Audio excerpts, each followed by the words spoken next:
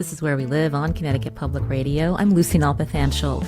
Warmer weather ratchets up tick activity. Have you already noticed ticks where you live? A warming planet also means more invasive ticks that can carry diseases that have also made their way to our region. Coming up, we hear from Dr. Goudarz Molaei, a research scientist at the Connecticut Agricultural Experiment Station, about the ticks in our state, like the Asian longhorned and Lone Star ticks. And we learn about the diseases they can transmit. Now, investigative journalist Beth Pfeiffer also will join us. She's written the book Lyme, the First Epidemic of Climate Change. Now, my first guest says Lyme disease is the fastest growing vector-borne disease in the United States, and it's estimated 12% of the U.S. population, 55 million people, will be affected by Lyme by 2050. So why hasn't there been a cure yet? Today, Where We Live, we talk to Dr. Stephen Phillips, who has written a book about vector-borne diseases.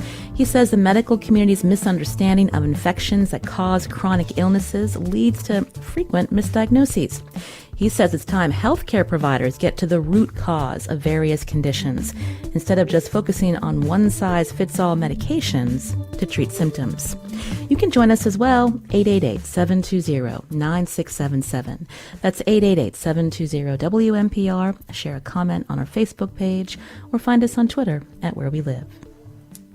Dr. Stephen Phillips joins us on Zoom. He's based in Wilton. He's a Yale-trained physician and co-author of Chronic, The Hidden Cause of the Autoimmune Pandemic and How to Get Healthy Again. Dr. Phillips has treated over 20,000 people with complex chronic illnesses, including himself, and the co-author of his book is singer-songwriter Dana Parrish. Dr. Phillips, welcome to our show. Thank you for having me. Pleasure. In your book, when we think about this time referred to as the Lyme Wars, your book helps to really detangle a lot of these diagnostic debates. And you describe a, quote, perfect storm of mysterious microbes and medical arrogance. So to start, when we talk about the autoimmune pandemic, which is in your title, tell us more about this. Sure. I mean, autoimmune conditions have been described for hundreds of years in some cases. And these chronic conditions, people have gotten, medical science has gotten into the habit of treating symptoms. And, the causes have been so mysterious that eventually many doctors have stopped looking. And in my own personal case, when I developed autoimmune illness over a period of a couple of months, I went from being completely healthy and able to run 5 miles to not being able to walk to the bathroom within 6 months.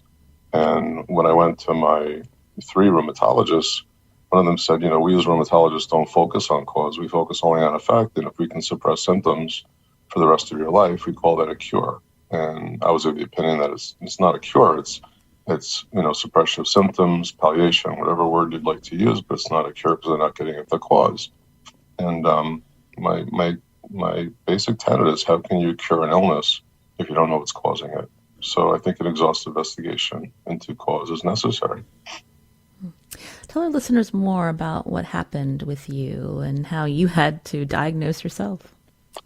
Well, I had a case of Lyme early on in med school, and it was not disabling. So that was my first experience with vector-borne illness. It was troubling. It was multisystemic. I had many, many symptoms. I went to a lot of doctors, many infectious disease doctors, and I quickly learned that the field in general was a bit messed up, that every doctor had a different opinion, and the medications weren't working like they said they would work. They definitely helped, and the illness kept recurring. And it was that kind of situation. I was treated repeatedly over time, and eventually I got better. But it took literally years of multiple rounds of antibiotics. And then, I was in good state of health, and I was just sleeping in my bed. And I woke up one day covered with spider bites on one arm. I had like 9 or 10 spider bites.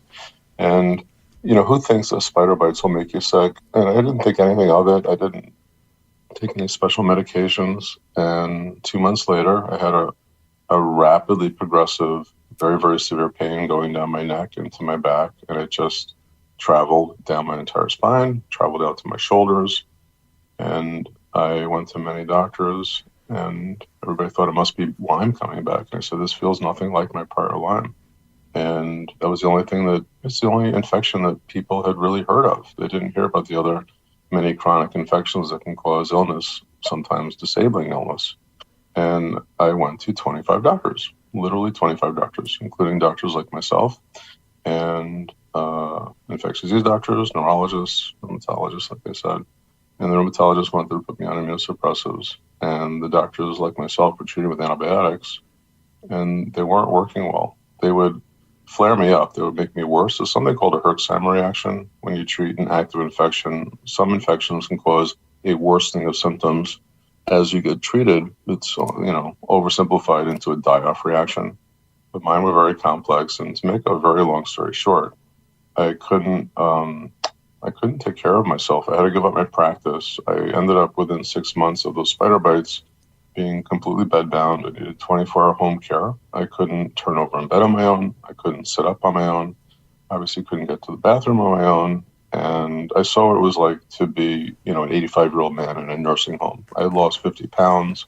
I became profoundly anemic, and I had 102 fever every night, and I was losing my vision.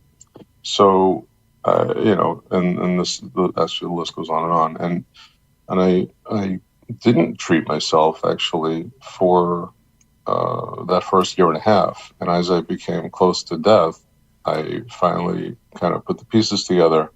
And I just really, my doctors still treated me, but it was when I put my foot down and said, look, I've been doing everything. I've been a very pristine, really, compliant patient for a year and a half. I'm completely moribund at this point.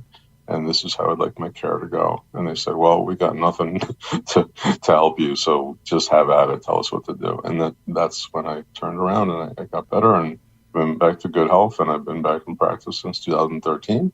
And then we decided things have to change, and we ended up writing this book. And so because of your background, you were able to help yourself get better when there were some different misdiagnoses. You also write that even the word chronic in the context of Lyme is stigmatized. It can be a big blind spot. So tell us more. Yeah, I mean, look, the studies vary, but there are many studies showing high levels of chronic illness after Lyme, even caught early and treated with standard therapy. So depending on who you ask, like the IDSA, which is Infectious Disease Society of America, frequently quotes this 10 to 15% or something, or 5 to 10% rate of chronic illness.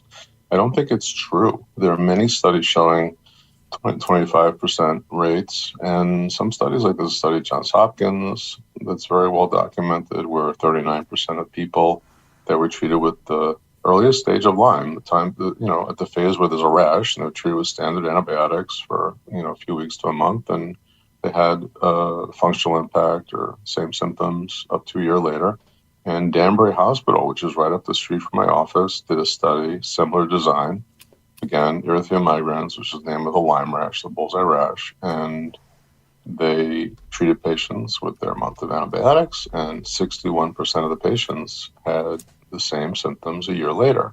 So to deny that the chronic illness is there in high percentages is just simply not tenable. We all know that this happens. Everybody that lives in the Northeast knows people that have had a terrible time with Lyme. And the debate comes in to say, okay, well, what's causing these chronic symptoms? And some people believe in the term post-Lyme, syndrome, so post-treatment Lyme disease syndrome.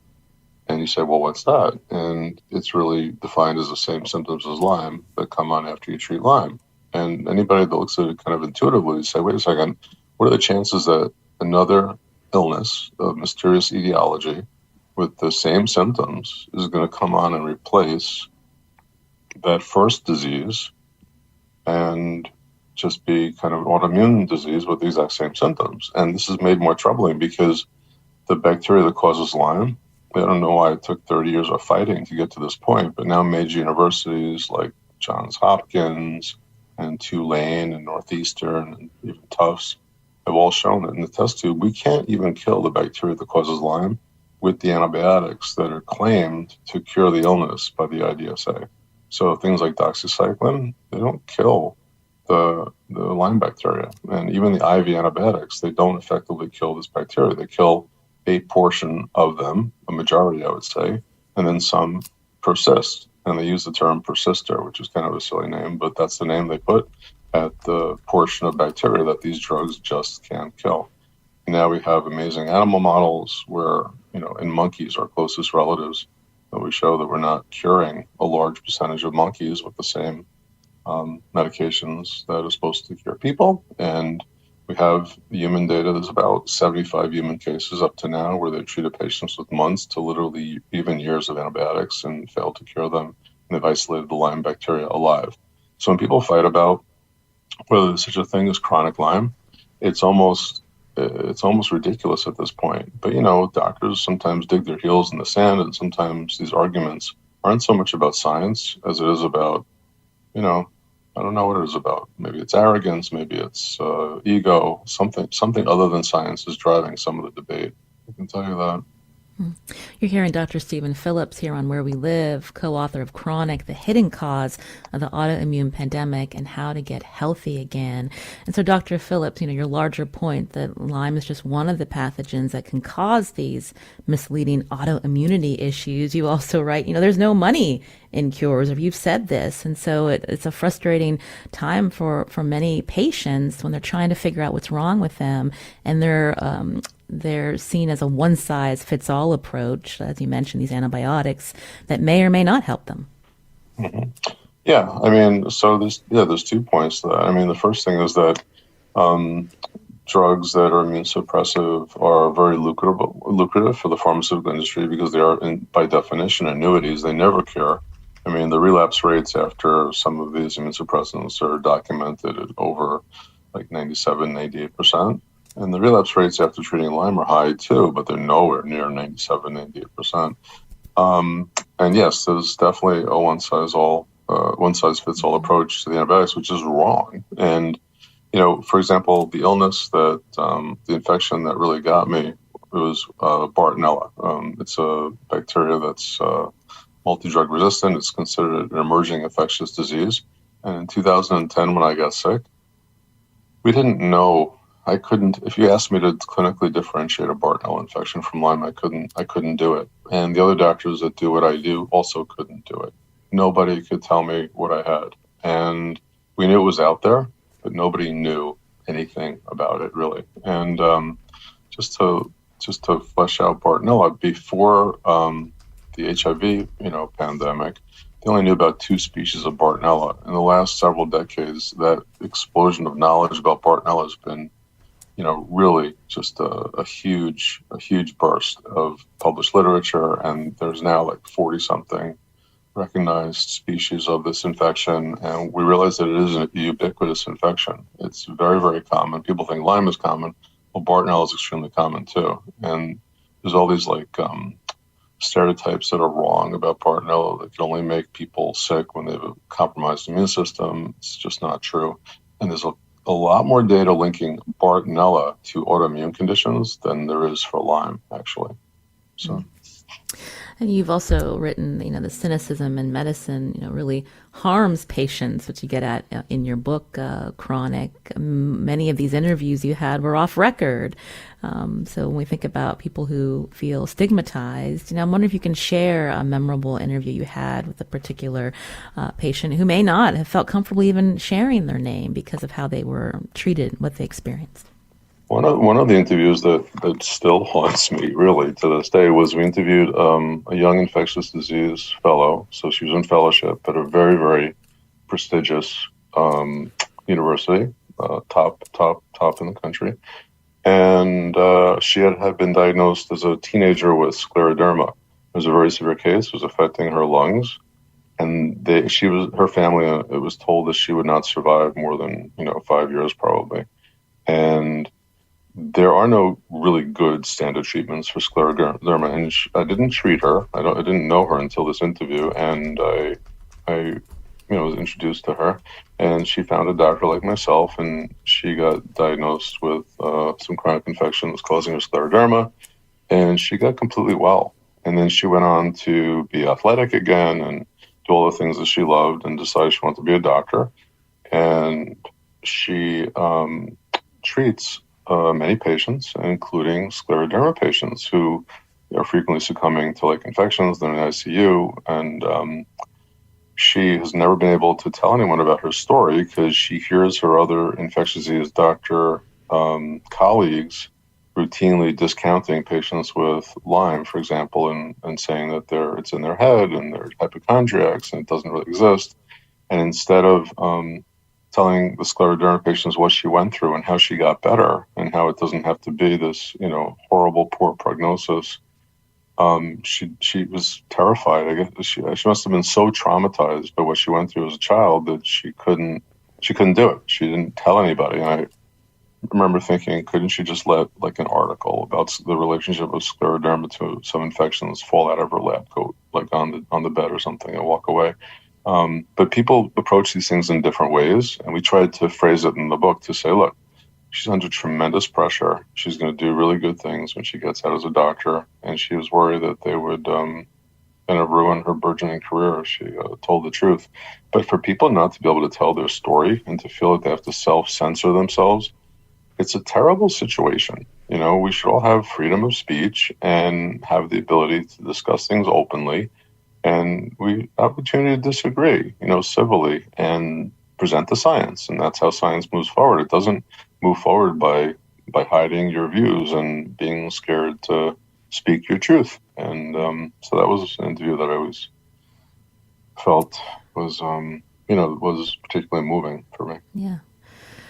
I should mention, occasionally we get pitches from our listeners to where we live. And Maggie Schaefer, who's a nurse and director of the Litchfield County Lyme Network, she's the one that recommended your book to us. She actually called in during a show on long COVID, and she told us you helped her in getting a Lyme diagnosis. I wanted to just quote her here. She shared, "This controversy greatly harmed my family and many others that I know. It's difficult to find a family who has not had someone infected. It is not just a big knee or bullseye rash. People are being misdiagnosed with MS or fibromyalgia, rheumatoid arthritis." You actually spoke with someone, Dr. Phillips, who was almost diagnosed with Munchausen's by proxy when they were trying to get his daughter a solid diagnosis. Can you tell us about that? Yeah. So, the first thing I just wanted to just semantics. I don't personally use the word misdiagnosis because I don't think that, like, I was diagnosed with rheumatoid arthritis and spondylitis. And spondylitis, it's not like they really are. The diagnosis of MS is correct.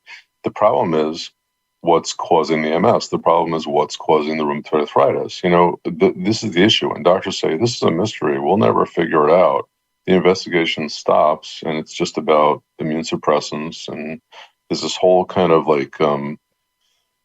corralling of the treatment toward this certain pharma standard. And it really is driven by pharma. In terms of patients with Munchausen's by proxy, it's a horrible thing for these parents to go through when they're accused of making their child sick. There was some well-publicized cases where children were taken away and held. Like in one case we cite in the book, a young girl was taken away from her family for, I think it was over a year, and it's really like she was in prison. And then finally it was legal battles and everything else. And the idea is to, if a Munchausen by proxy is that it's a very rare psychiatric condition where the caregiver is harming a minor to gain attention. And I've personally never seen it. I did see in residency one case of actual Munchausen's, which was so rare that his case was actually written up in multiple medical journals. And the reason that we were able to diagnose him is that he was we recognized him from medical journal articles on the topic. Like he had a bunch of stuff written about him. So these are very, very, very rare conditions, and for them to be diagnosed kind of without taking this grave responsibility of what it means to diagnose this and take a child away from a parent is just unconscionable. Again, you're hearing Dr. Stephen Phillips, a Wilton-based Yale-trained physician and co-author of Chronic, The Hidden Cause of the Autoimmune Pandemic and How to Get Healthy Again. We're going to continue talking with Dr. Phillips after the break. And as we've heard, there are many tick-borne diseases. Coming up, we're going to learn more about them and how climate change is helping invasive ticks spread in our state. And what questions do you have? You can join us, 888-720-9677, or find us on Facebook and Twitter at Where We Live.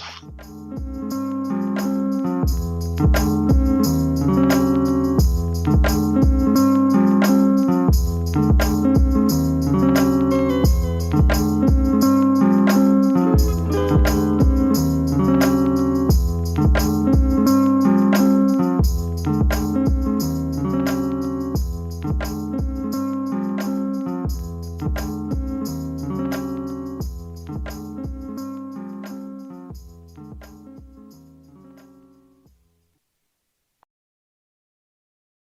is Where We Live on Connecticut Public Radio. I'm Lucy Nalpathanchel.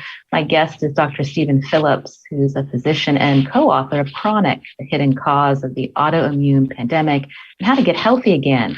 Now, earlier we talked with Dr. Phillips about vector-borne diseases like Lyme that are caused by a tick bite. Ticks carry pathogens or microorganisms that cause various illnesses, and the number of different ticks in our state carrying these pathogens is increasing. Climate change is one of the reasons invasive ticks have reached Connecticut. Joining us now on Zoom is Beth Pfeiffer, an investigative journalist and author of Lyme, the first epidemic of climate change. Beth, welcome to our show. Thanks for having me, Lucy. So you published your book in 2018. Now that we're in 2022, what have you observed? What's changed, if anything, since then? Well, it seems that year by year, things ratchet up in terms of tick-borne illness and the movement of ticks. And right now, we've covered, I think, Lyme disease and the black-legged tick and all that's responsible for. But, we're now seeing the Lone Star tick, which was a kind of southern tick that lived in Georgia and very comfortable in southern climates, moving further north year by year. It is now as far north as Maine. It has been in the US. It has also been spotted in Canada. And it comes with it a particular set of serious problems. The Lone Star, which has been found off the coast of Connecticut, I think it started on an island near Norfolk. It is moving, but we don't know how far inland it is yet. But it causes a number of illnesses. But one of the primary things that we're really concerned about now is an allergy that it causes. It's called alpha-gal syndrome. And allergy sounds okay, something passing, you have the hives, but this is something life-changing. Any mammal meat, any related products like butter can trigger an allergy. And a lot of these kinds of substances that will cause the allergy are found in makeup and things of that nature. So that's just one problem. And there's little doubt that this movement of Lone Star ticks, which can be recognized, by the way, by a little white badge on the backs of the female Lone Star, are moving because we have a warmer climate. In general, we have studies showing that a tick could not survive, for example, along the coast of Sweden and Norway at the 66th parallel.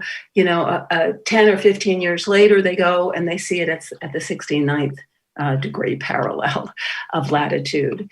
So this is documented by science. We are seeing ticks move. Where we were perhaps 30 years ago, I'm in New York in the Hudson Valley, where there were some ticks, but not many. Well, Canada is at the same sort of spot right now. Canada is a new frontier for the movement of ticks and the development of the illnesses they carry. And it's sort of been amped up even faster. It's moving perhaps 50 miles a year. You have ticks living where they did not live before. And similar to what we saw in the United States, there was a learning curve before doctors realized, this rash that I'm seeing might be caused by the bite of a tick. Even now, that's not always the case in the United States, but it's even less so in the places to which these ticks are moving. And, there's little doubt that we, as a species, the human beings, have had a lot to do with this. It's not only that ticks survive in places that are more mild, that are warmer. Climate change has also changed the humidity in a lot of places. And ticks need moisture to survive. That's one of their enemies, is drying out in the sunshine, which is why they often will hide in grasses and grassy areas. But as I said, little doubt in the scientific literature that these organisms, the diseases they carry, and these arachnids, eight-legged ticks, are moving to places where they could not survive before. Well, everything you shared, Mary Beth, is definitely troubling. For another perspective, with us on Zoom, Dr. Goudarz Molaei, a research scientist for the Connecticut Agricultural Experiment Station, also director of the Tick and Tick-borne Diseases Surveillance Program. Dr. Molaei, welcome. Thank you for having me. I wanted you to respond to what Mary Beth shared in terms of the environmental factors that are impacting these tick populations and having these invasive ticks moving into our region. Yes, I agree with her that environmental factors, particularly climate change, is playing an important role. However, I should add that the climate change is not the only factor that's driving the tick range expansion and spread further north. There are other factors, including anthropogenic factors, those factors that are caused by human activity, as well as availability of hosts, including white-tailed deer and other hosts that help these ticks. Once they are in a new region, these factors help together for those tick species to thrive and spread their range. When we think about your surveillance program, nearly half the ticks in our state, I understand, are coming back with infections. Nearly 6% have more than one infection or are co-infected. You've called this a major public health concern, Dr. Molaei? Yes, it is a major public health concern. Over the past several years, we have noticed that the range of the tick species is increasing, and we are also seeing the infection in ticks is increasing. So we used to have about 32% of ticks to be infected in our state. Now that has increased to 38%, and in cases it has gone to up to 45%. In addition to single infection, we are also seeing ticks to be co-infected, meaning that a single specimen that are submitted to our laboratory turn out to be infected with 2, sometimes 3 important tick infections, and that creates complexity for diagnosis and treatment of tick-borne illnesses. Before Dr. Molaei runs through some of these invasive ticks that are in our state, Dr. Phillips is still with us. I understand you're reticent about using the term co-infection. Tell us why. Only because some patients, the so-called co-infections are really the main infection. You can say in many cases is Lyme the co-infection. Like I said, for me, Bartonellosis is the thing that stumped 25 doctors and almost killed me. And Lyme was, I'm not going to minimize it. I wouldn't wish it on my friends, but for me, it wasn't the one that disabled me. And, for other people, it's the opposite. I've had patients have horrible times with Lyme and develop very, very severe conditions. And Bartonella likewise can be asymptomatic. So it's really a bit of investigative work to find out which of these infections are making people the sickest. But the other thing is that we're kind of tapestries. Infections work together. There is evidence that, they've done multiple infection models in animals, and animals are kind of synergistically ill. And there's data about how various infections kind of work together in the body and can make increased levels of disease. And one other thing I wanted to just clarify, I had used the term bullseye rash, and I want to make sure that your listeners know that most cases of Lyme rashes are actually not bullseyes.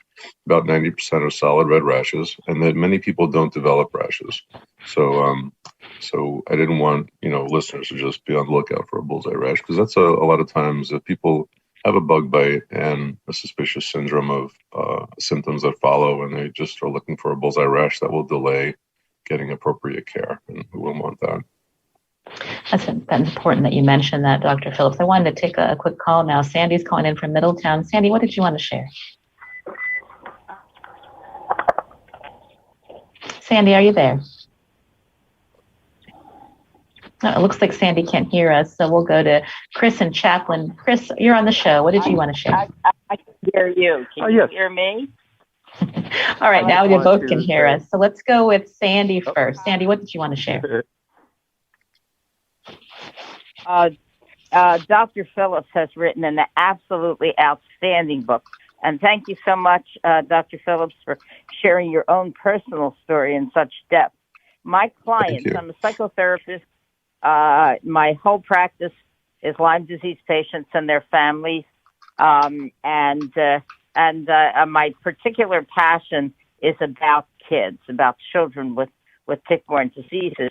There's so much, many of my clients have read your book, Dr. Phillips, and absolutely love the book and learned from it, supported by it, which is so great. Lucy, I wonder whether you would want to do some type of a follow-up on what these children are experiencing in their real lives. In schools, it's not only the doctors that don't understand what's going on with the child. The schools it could be a very, very major problem. And with their lack of understanding, and they're not realizing the extent of the symptoms and the problems, the bullying that goes on when a child has a motor tick, for example, and the school, very often doesn't do anything about it. It's a big story. Family members, extended family members don't understand. So that's it. Thank you, Sandy, so much for calling in to the show. I wanted to go back to Dr. Goudarz Molaei from the Connecticut Agricultural Experiment Station. So we've talked a couple times now about the invasive ticks. So tell us about what concerns you most. Let's start with the Lone Star tick. Lone Star tick, we first discovered established population of this tick species near Norwalk in Fairfield County.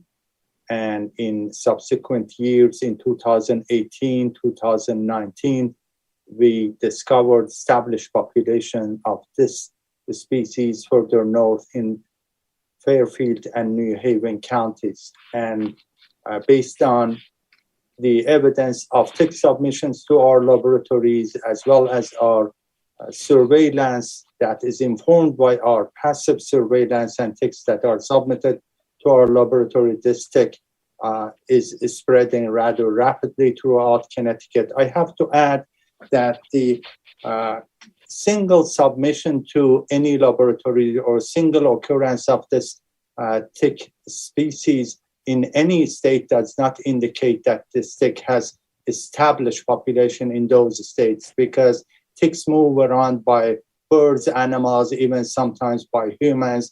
So the fact that there are reports from Maine does not indicate that this tick has established population in the state of Maine or Canada. The northern edge of the distribution of this tick species is New Haven County, Connecticut. However, there have been a few populations in Rhode Island and Massachusetts, and these populations have been there for a long time before even the latest range expansion of Lone Star began in the northeastern United States. The thing that I think concerns some people when they hear about Lone Star, the Lone Star tick, is that it's been reported it causes an allergy to certain animal products. What can you tell us? Are you asking me? Yes, Dr. Molaei. Yes, the Lone Star tick is associated with an allergic reaction called alpha-gal syndrome. Alpha-gal is a sugar that is found in many products, many food products, and some medical equipment that might be used in surgeries and so on. And this alpha-gal sugar is also found in Lone Star tick saliva. So once a Lone Star tick bites a human, and if that human is having some kind of immune system issues, that might trigger an allergic reaction So that person will not only be allergic to tick bite, the person would show allergic reaction to red meat and some other food product that may contain alpha-gal. Lone Star bite also causes a severe rash in humans, particularly larval or juvenile Lone Star ticks causes the rash that is quite systemic and spread throughout the body. And we have had numerous cases of people reporting to our laboratories and presenting not only ticks, but also they volunteer to share the experience with us. It has been quite troubling. So not only Lone Star ticks involved in transmission of several important diseases, including ehrlichiosis, rickettsiosis, and two important viruses that have recently been discovered, including Heartland and Bourbon virus. The Lone Star tick causes alpha-gal syndrome as well as rather systemic rash in patients. I understand you've also, Dr. Molaei, collected nearly 1,000 Asian longhorn ticks in recent weeks by standing in one particular populated spot. So tell us about, how you make the decision to go to particular areas in our state, and then tell us more about this particular tick. So people, residents of Connecticut, directly or through health departments or physicians' offices, they submit ticks to our laboratory. And once we realize that receiving certain ticks from certain regions are quite unusual, then we immediately dispatch our forces and go to those areas and investigate the area to examine the extent of infestation of those areas. In 2018, we received a single specimen of a tick that has bitten or had bitten a child, a 6-year-old child, and we investigated that tick both through morphological investigation as well as molecular studies, and we found out that tick is unusual and we didn't have it in the region, and it turned out to be the Asian longhorn tick. In subsequent years, we continued our surveillance and we found out that this tick has established population in Fairfield and later on in 2020 in New Haven County. It is remarkable that any places that we have established of this tick species, the population is unlike any other tick species.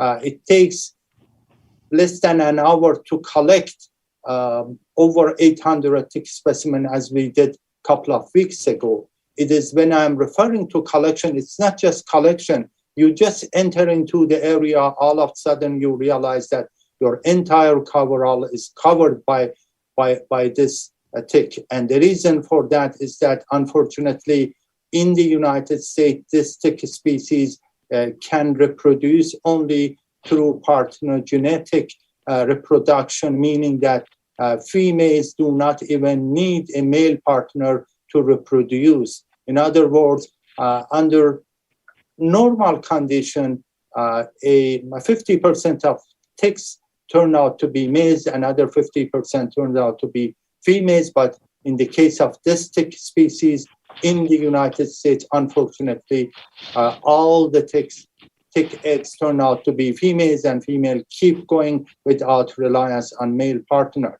And that is why we are going to have major problem with regards to spread of the tick species throughout the region. It is not just the spread and nuisance feature of the tick species. This tick is involved in transmission of nearly 30 important disease agents.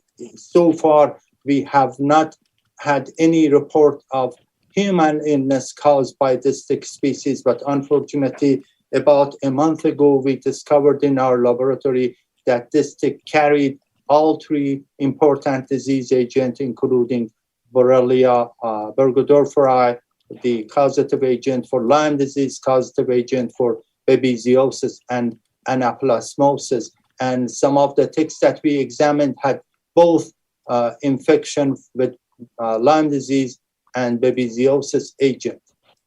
In addition, even though earlier report indicated that this tick might not be competent vector of Lyme disease and babesiosis and anaplasmosis agent, we showed that in our studies that this tick takes partial blood meal. In other words, if this takes partial blood meal from an infected host like a rodent or other animals, and in the subsequent blood meal, if it decides to fight humans, that can easily bring the infection to humans, regardless of whether it is competent or it is not. So we're going to focus on prevention after the break. Dr. Goudarz Molaei from the Connecticut Agricultural Experiment Station will stay with us. But I want to thank Mary Beth Pfeiffer for coming on the show, an investigative journalist and the author of Lyme, the First Epidemic of Climate Change. Thank you, Mary Beth. Also staying with us is Dr. Stephen Phillips, co-author of Chronic, and we'll continue taking your questions after the break. Find us on Facebook and Twitter at Where We Live.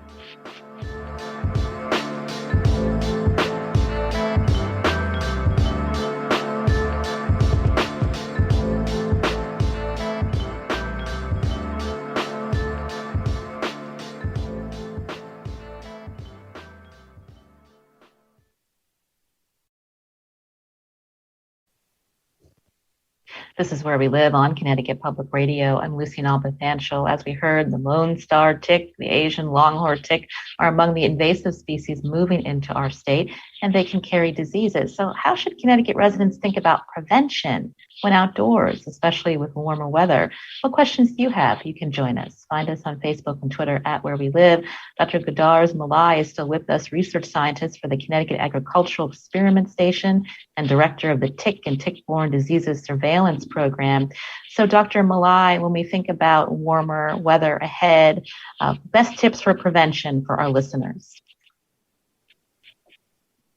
People in our state and throughout the region should realize that we no longer are worried or we are not just worried about black-legged tick and Lyme disease.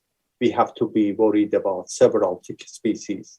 And we have to realize that we live in an area that is infested heavily with native and tick and invasive tick species. Therefore, we have to identify these areas that are wooded area, grassy areas that are infested with ticks, and if we could, avoid these areas at any cost. So this is the number one suggestion that I could make to our residents. Another suggestion would be that if we end up going to those areas that are infested with ticks, we need to wear light colored clothing, tuck our pants into our socks, wear long sleeve shirts, and also try to spray our coveralls or our clothes with pesticide. And if we have exposed skin, use repellents to repel these ticks. The number one important factor that CDC also suggests is to do a thorough tick check. This is the key for protecting ourselves. Immediately after outdoor activity, within maybe 2 or 3 hours maximum, we need to entirely examine our body, and particularly those areas that are hidden and we cannot easily see, ask for a family member to help us to identify and remove those ticks, and immediately bathe and take shower, and also examine one more time under the shower to make sure ticks are not attached to us. Thank you. Thank you, Dr. Molaei. We just have a few minutes left. I wanted to get back to Dr. Stephen Phillips, who's still with us, co-author of Chronic. Dr. Phillips, your website reads, "Your backyard shouldn't be a scary place." So what would you like to add to what Dr. Molaei shared with us? I think that was a good summary. I think what I would add also is that ticks are not the only threats. Fleas can spread Bartonella very quickly. Ticks usually spread things slowly with the exception of certain pathogens. Things like powassan didn't come up today in today's show.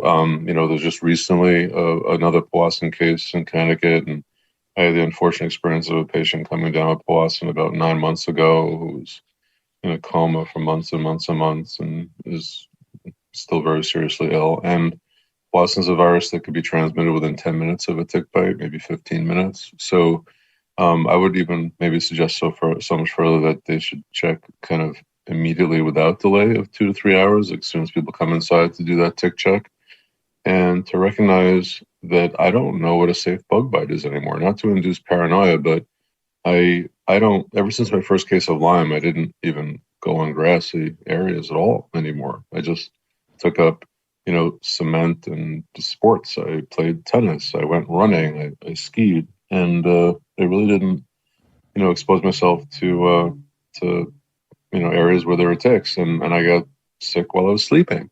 And nobody thinks that spiders can transmit illness. And yet there was a series published where a whole family, one by one, got sick from spider bites. And that was a spider that, feeds on lice. And like Dr. Molaei mentioned with the partial feeders, even incompetent vectors, if they partially feed on an animal, they can, if they feed multiple times, they can still potentially transmit. And there's been documented stuff about multi-resistant bacteria that are isolated from spider fangs. So nobody talks about illness that's spread by spiders. I mean, it's really not even discussed. So fleas, obviously, as well.